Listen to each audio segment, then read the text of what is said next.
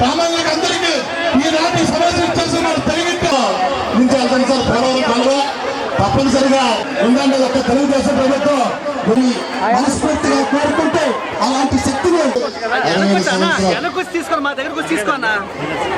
సంవత్సరాల వయసులో ఆయన ఎంత కష్టపడుతున్నారో ఒక్కసారి నేను ఆలోచించాను.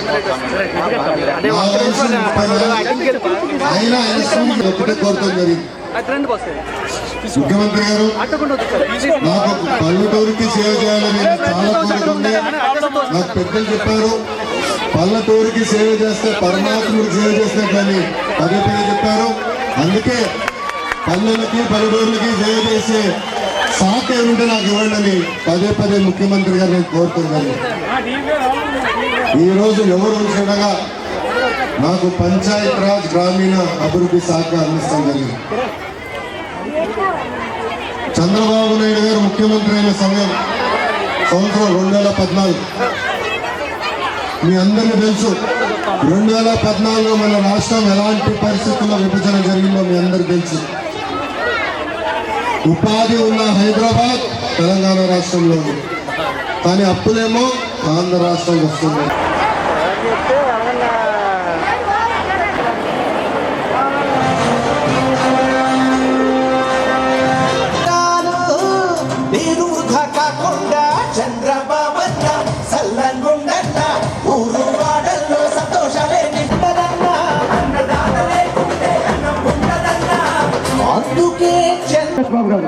ఒకసారి గట్టిగా అమ్మా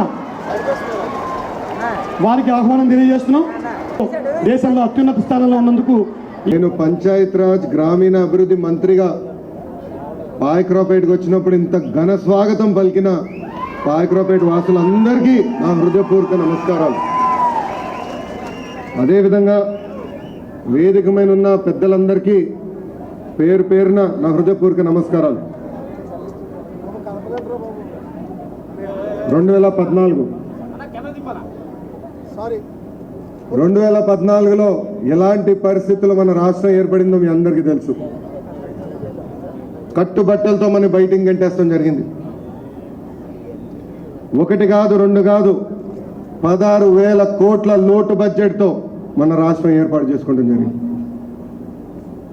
నాకు ఈరోజు కూడా బాగా గుర్తు, మన ముఖ్యమంత్రి చంద్రబాబు నాయుడు గారు ప్రమాణ స్వీకారం చేసిన వెంటనే ఆయన అడిగాను ఒకటి, సార్ భారతదేశంలో ఏ రాష్ట్రంకైనా ఒక రాజధాని ఉంది, కానీ మన రాష్ట్ర రాజధాని ఎక్కడుంది సార్ అని నేను అడుగుతాం జరిగింది. అంటే అలాంటి పరిస్థితుల్లో మన రాష్ట్రం ఈరోజు ఆనాడు ఏర్పాటు చేస్తాం జరిగింది. 16,000 కోట్ల లోటు బడ్జెట్ ఉన్న ఏనాడు మన ముఖ్యమంత్రి గారు మన ముందరికి వచ్చి, లేదు నా దగ్గర డబ్బులు లేదు అందుకే నేను గ్రామీణ అభివృద్ధి చేయలేను, లేదు నాకు డబ్బులు లేవు నేను 24 గంటల కరెంట్ ఇవ్వలేనని ఏనాడు మన ముఖ్యమంత్రి గారు చెప్పింది లేదు. మన ముఖ్యమంత్రి గారి ఆలోచనలు ఒకటే, కష్టాలుంటే మనం ఎక్కువ కష్టపడితే దాని ఫలితాలు డబుల్ వస్తుందని ఆయన నిరంతరం ఆలోచించే వ్యక్తి. మీరు ఒక్కసారి ఆలోచించండి, ఇక్కడ మహిళలు చాలా మంది ఉన్నారు, మా అక్క చెల్లి, అదే విధంగా మా అవ్వ తాతల్ని చాలి 200 రూపాయల పెన్షన్ ఒకేసారి యావత్ భారతదేశంలోనే ఎవరు చేయని విధంగా ఒకేసారి 5 రెట్లు పెంచి 1000 రూపాయలు చేసిన ఘనత మన నాయకుడు చంద్రబాబు నాయుడు గారు. నేను అది కూడా ఈరోజు చెప్పాల్సిన అవసరం ఉంది. తెలుగుదేశం పార్టీ అధికారంలోకి వచ్చిన వెంటనే మన ముఖ్యమంత్రి గారు ఒక సమావేశం ఏర్పాటు చేశారు. ఒకవైపు అధికారులు కూర్చోబెట్టారు, ఇంకోవైపు పార్టీ వాళ్ళని కూర్చోబెట్టారు. చెప్పి అధికారులు చెప్పారు, నేను పెన్షన్ పెంచాలి, మీరు రెడీ అవ్వండి అని.